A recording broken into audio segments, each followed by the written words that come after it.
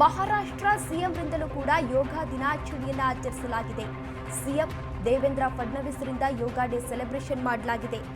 ಪತಿ ಫಡ್ನವೀಸ್ಗೆ ಸಾಥ್ ಕೊಟ್ಟಿದ್ದಾರೆ ಅವರ ಪತ್ನಿ ನಟಿ ನುಸ್ರತ್ ಭರೂಚ್ ರವರಿಂದಲೂ ಕೂಡ ಸೆಲೆಬ್ರೇಟ್ ಅನ್ನ ಕೂಡ ಈಗಾಗಲೇ ಮಾಡಲಾಗಿದೆ.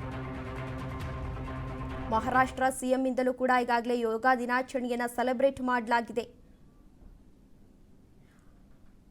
ಮಹಾರಾಷ್ಟ್ರ ಸಿಎಂ ಏನಿದ್ದಾರೆ ದೇವೇಂದ್ರ ಫಡ್ನವೀಸ್ ಅವರು ಕೂಡ ಯೋಗ ದಿನಾಚರಣೆಯನ್ನ ಸೆಲೆಬ್ರೇಟ್ ಮಾಡಿದ್ದಾರೆ. ಅವರ ಜೊತೆ ಅವರ ಪತ್ನಿ ಕೂಡ ಇದೀಗ ಸೆಲೆಬ್ರೇಟ್ ಅನ್ನ ಕೂಡ ಮಾಡಿದ್ದಾರೆ. ದೃಶ್ಯಾವಳಿಗಳಲ್ಲಿ ಗಮನಿಸ್ತಾ ಇರಬಹುದು. ದ್ರೌಪದಿ ಮುರ್ಮು ಅವರು ಕೂಡ ಇದರಲ್ಲಿ ಭಾಗಿಯಾಗಿದ್ದಾರೆ. ಸಾಕಷ್ಟು ನಾಯಕರು ಈ ಯೋಗ ಡೇಯಲ್ಲಿ ಭಾಗಿಯಾಗಿರುವಂಥದ್ದನ್ನ ಗಮನಿಸ್ತಾ ಇರಬಹುದು. ದೇಶಾದ್ಯಂತ ಸೆಲೆಬ್ರೇಟ್ ಮಾಡ್ತಾ ಇದ್ದಾರೆ ಯೋಗ ದಿನಾಚರಣೆಯನ್ನ. ಯೋಗ ಪ್ರದರ್ಶನಕ್ಕೆ ಸಾಕಷ್ಟು ವಿದ್ಯಾರ್ಥಿಗಳು ಕೂಡ ಭಾಗಿಯಾಗಿದ್ರು, ಸಾಕಷ್ಟು ರಾಜಕೀಯ ನಾಯಕರು ಕೂಡ ಭಾಗಿಯಾಗಿದ್ರು. ಇನ್ನು ಏನು ಯೋಗ ದಿನಾಚರಣೆಯನ್ನ ಸೆಲೆಬ್ರೇಟ್ ಮಾಡ್ತಾ ಇದ್ರು ಅಂತಹ ಸಂದರ್ಭದಲ್ಲಿ ಎಲ್ಲ ರೀತಿಯ ಸೌಕರ್ಯಗಳನ್ನ ಕೂಡ ಈಗಾಗಲೇ ನೀಡಲಾಗಿತ್ತು. ಯಾವುದೇ ರೀತಿಯ ಅಹಿತಕರ ಘಟನೆ ನಡೆಯದಂತೆ ಪೊಲೀಸರನ್ನ ಕೂಡ ಈಗಾಗಲೇ ನಿಯೋಜನೆಯನ್ನ ಮಾಡಲಾಗಿತ್ತು. ಇನ್ನು ಇದರಲ್ಲಿ ಯಾರ್ಯಾರು ಭಾಗಿಯಾಗಿದ್ರು ಅವರೆಲ್ಲರಿಗೂ ಕೂಡ ಎಲ್ಲ ವ್ಯವಸ್ಥೆಯನ್ನ ಕೂಡ ಮಾಡಲಾಗಿತ್ತು. ಊಟದ ವ್ಯವಸ್ಥೆಯನ್ನ ಮಾಡಲಾಗಿತ್ತು, ಪಾರ್ಕಿಂಗ್ ವ್ಯವಸ್ಥೆಯನ್ನ ಕೂಡ ಮಾಡಲಾಗಿತ್ತು, ಸಾಕಷ್ಟು ವ್ಯವಸ್ಥೆಯನ್ನ ಕೂಡ ಮಾಡಲಾಗಿತ್ತು. ಈಗ ಮಹಾರಾಷ್ಟ್ರದಲ್ಲೂ ಕೂಡ ಯೋಗ ದಿನಾಚರಣೆಯನ್ನ ಸೆಲೆಬ್ರೇಟ್ ಮಾಡ್ತಾ ಇದ್ದಾರೆ. ಮಹಾರಾಷ್ಟ್ರ ಸಿಎಂ ದೇವೇಂದ್ರ ಫಡ್ನವೀಸ್ ಕೂಡ ಇದರಲ್ಲಿ ಭಾಗಿಯಾಗಿದ್ದಾರೆ. ಅದರ ಜೊತೆ ಸಾಕಷ್ಟು ಸೆಲೆಬ್ರಿಟಿಗಳು ಕೂಡ ಈಗಾಗಲೇ ಈ ಯೋಗ ದಿನಾಚರಣೆಯಲ್ಲಿ ಭಾಗಿಯಾಗಿರುವಂಥದ್ದನ್ನ ಗಮನಿಸ್ತಾ ಇರಬಹುದು. ಸೆಲೆಬ್ರಿಟಿಗಳು ಕೂಡ ಭಾಗಿಯಾಗಿದ್ದಾರೆ, ರಾಜಕೀಯ ನಾಯಕರು ಕೂಡ ಇದರಲ್ಲಿ ಭಾಗಿಯಾಗಿರುವಂಥದ್ದನ್ನ ಗಮನಿಸ್ತಾ ಇರಬಹುದು. ಜೊತೆಗೆ ಏನು ದೇವೇಂದ್ರ ಫಡ್ನವೀಸ್ ಅವರ ಪತ್ನಿ ಏನಿದ್ದಾರೆ ಅವರು ಕೂಡ ಇದರಲ್ಲಿ ಭಾಗಿಯಾಗಿದ್ದಾರೆ. ನಟಿ ನುಸ್ರತ್ ಭರೂಚ್ ಅವರು ಕೂಡ ಈ ಯೋಗ ಡೇಯಲ್ಲಿ ಭಾಗಿಯಾಗಿ ಅವರು ಕೂಡ ಯೋಗ ಡೇಯನ್ನ ಸೆಲೆಬ್ರೇಟ್ ಮಾಡ್ತಾ ಇದ್ದಾರೆ.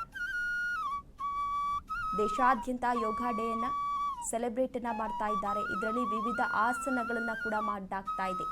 ಯೋಗ ಮಾಡೋದ್ರಿಂದ ಆರೋಗ್ಯಕ್ಕೆ ತುಂಬಾ ಉಪಯೋಗ ಇದೆ, ತುಂಬಾ ಯಂಗಾಗಿ ಕೂಡ ಕಾಣ್ತಾರೆ.